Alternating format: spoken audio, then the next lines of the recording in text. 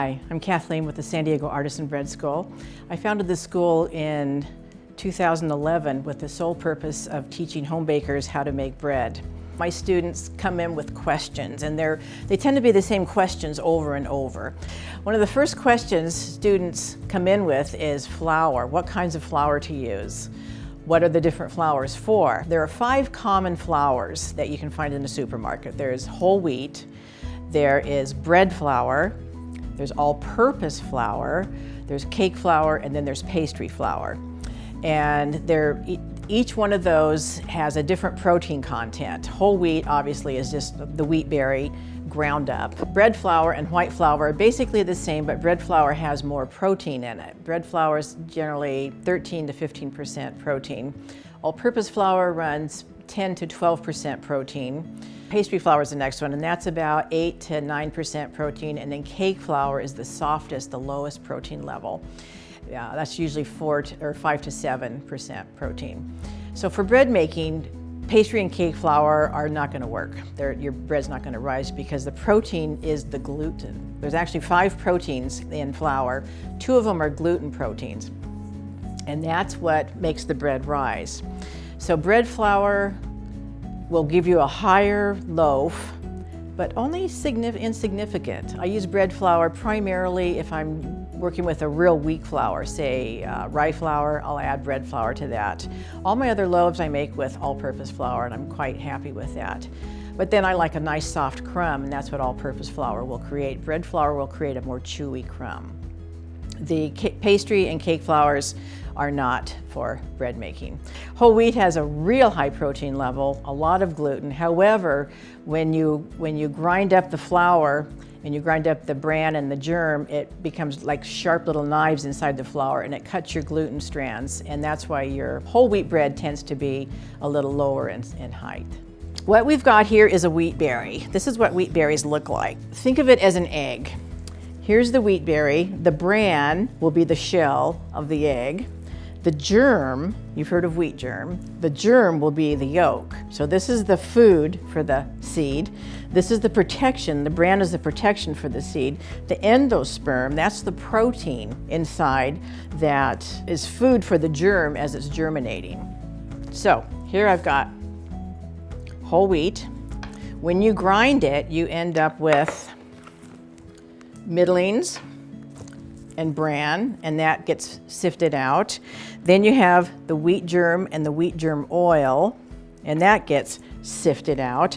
And so when you have white flour, that's what you end up with. All of this is taken out when you have white flour. Because of the loss of nutrients, I add 25% whole wheat grains back into almost all of my recipes. I want to mention again that I'm using unbleached flour, not bleached flour, unbleached flour. Unbleached flour is chemical free for the most part. Bleached flour, well, the reason they bleach flour is when you pull out the bran and you pull out the germ you sift it out from the ground up wheat berry, the white flour behaves differently, and it needs to sit and oxidize. In the past, it would sit in flour sacks in a warehouse for 6 to 8 weeks. Once somebody discovered in the 1920s, if you pass a chlorine gas over the flour, you can get it out to market in 3 days. So bleached flour became the primary preferable flour for industry, not so good for humans. There was a fella who did some testing with it way back in the 1920s, and he sent a report to the FDA that said bleached flour is not necessarily good for people. And the FDA pretty much said, we know, and that's as far as it went. So, unbleached flour should be the only flour that you use. Sourdough flour is a big question also students have. White flour can sit in the cabinet. It's not going to go bad at all. Whole wheat flour, on the other hand, once this germ in the whole wheat flour is cracked open, it's oil, there's a lot of vitamin E in this, it starts to go rancid immediately. Whole wheat flour needs to be kept in the refrigerator or in the freezer. When you're shopping for whole wheat flour, if it's on sale and you don't have a place to store it that's chilled, it's not a bargain. It's going to go bad before you use it. What you're going to want to do when you're shopping for whole wheat flour is you're going to look for the oldest expiration date you can find, the one furthest away. That means it's the freshest flour. Another question students come in with is yeast. They're confused with all the selections of yeast in the supermarket. So when you go to the supermarket, you will find bread machine yeast, active dry. Here's an organic active dry. Here's a Hodgson Mill fast rise. I've got a rapid rise. Pizza, I found a pizza yeast, and then another active dry. And then there's the SAF also. These are all the same thing. It's just marketing. They say they're different. One or two, like I think the Fleshman, well, I'm not sure which one, might have some ascorbic acid in it, which is vitamin C. Not a but they're all basically the same thing. All active dry is the same thing, regardless of what they call it. The difference, this is the older style yeast. This one was developed in the 1920s, and what they did is they took a slurry, they made a slurry of cake yeast, and then they ran it under high heat and dehydrated it and created yeast that would last on the counter, which is quite nice. The problem with that was the high heat killed a lot of the yeast cells, and dead yeast cells would then cling to the live yeast cells. So they tell you have to prove that it hasn't gone bad, but what you're really doing is you're soaking off the dead yeast cells so the live yeast cells can activate. Around the 1970s, what they did is they changed the method of creating the yeast, and they're using warm, moving air over the slurry of yeast, and it creates almost no dead yeast cells clinging to the live yeast cells. So you've got a smaller grain, but you can add this right to your flour. You don't have to soak it in water like you do the active dry. More and more bakers, bakeries, and home bakers are moving towards instant yeast, and it's my preference. I like the SAF. This is a pound.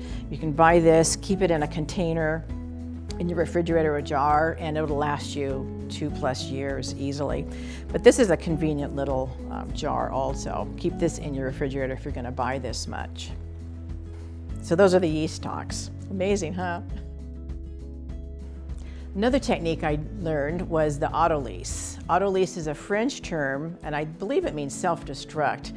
But what it is you soak your flour and your water for about 20 to 30 minutes before you start mixing it. And what happens is the flour absorbs the water, and then the amylase inside the flour starts breaking down the flour into its smaller sections and creating food for the yeast and then subsequently the bacteria. Autolyse does a number of positive things to your bread. It shortens your mixing time, which works beautifully with my kneading technique. It makes your dough easier to handle. Creates a little bit higher oven spring and a creamier color and taste for your bread. Okay, what I'm going to show you now is what is happening in your bread when your bread is rising, when your flour is breaking down and creating what's called the gluten web, or big question is my gluten developed? What does that mean? Okay, this is what that means. Flour has two gluten proteins in it, glutathin and gliadin, and they sit in the dry state curled up like a protein, like this. When you add water, they relax and they kind of open up like this. Now the magic of gluten, of these two gluten proteins, is wherever they touch, they form an unbreakable bond. With time or energy or both, the gluten web will organize itself into a very neat 3D matrix, like this. And you can see this when you're making bread. You start with the dry flour, you add the water, and it's kind of shaggy and it doesn't have much shape, but the more you knead it or mix it, the more it takes on a kind of a shiny, has the resiliency, it'll spring back when you squeeze it.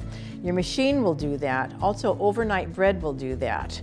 If you let it sit overnight, it will form itself into a gluten web. The primary function of yeast in bread making is to create gas. Yeast creates CO2, and it fills up the gluten web, and your bread rises. Yeast also produces a little bit of alcohol, which is a flavor producer. But the primary purpose of yeast is this CO2. White bread is fluffier than whole wheat bread. And why is that? It has to do with our gluten web, our fragile gluten web here. Whole wheat, remember the bran and the germ? When you grind it up, it's still in the flour, in wheat flour, and it's very sharp. So it cuts your gluten. So the CO2 now is escaping rather than staying in your bread. And that's why when you make a whole wheat loaf, it's not going to be as high and fluffy as a white bread loaf. You might be wondering what makes sandwich bread different than, say, artisan bread, crusty artisan bread. Artisan bread, on the whole, doesn't have the enrichments. It doesn't have the milk, it doesn't have sugar, it doesn't have oil added to it. It's pretty much flour, water, yeast, and salt, sometimes some seeds and some spices, but not the enrichments that make the sandwich bread just a finer crumb, a thinner crust, because you don't want a big thick crust on your sandwich, unless you do, and then you make an artisan bread. But also sandwich breads, because of the enrichments that we're putting in it, you're gonna bake these at a lower temperature. You're gonna bake a sandwich bread no higher than 350 degrees. One of the reasons people put milk in bread, flavor of course is one of them. A second thing, gives you a softer crumb, that's the inside. It gives you a little bit darker crust, so you've got a nice caramelized crust here. But also look at the height. Here's no milk, I'm using dry milk powder in this particular recipe, but look at the height here. Just by putting in some dry milk powder, I've got a lot more height, so I'm gonna have a lighter loaf than without the dry milk powder. This loaf happens to be a 50% whole wheat, so you definitely want to increase the lightness in a bread like that, so milk helps out a lot. Why do we put oil in breads? Makes it softer and extends the shelf life a little bit. And I put butter in bread because, well, if there's a secret ingredient, it's butter. When you first start making bread, you're cutting triangles a lot of the times. It's thick at the top, pointy in the bottom, small at the top, pointy in the bottom. So a guide like this is quite handy. You need a bread knife. Notice the scallops on the bottom. It's not a meat knife, it's a bread knife. It doesn't need to be offset like this one. It helps us if it's a little bit curved, because it helps you get right down into the bottom, the bottom of the loaf. But this is nice.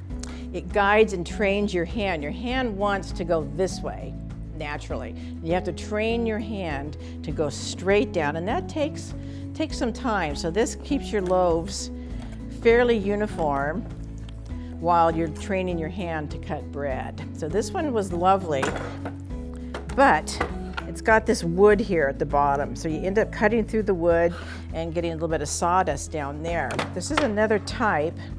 I like the way it folds down. And I like that it has a cutting board here also. So that's a nice feature. So there you are.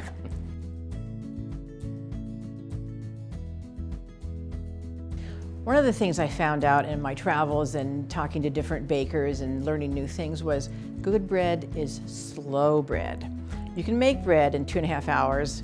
You can add more yeast to it. You can heat up the environment a little bit and have it rise, but it's not going to taste as good as if you, say, added a pre-ferment or let it rise for a longer period of time. So I use a lot of pre-ferments in almost all my breads use pre-ferments actually. It's a little more effort, but it's worth it.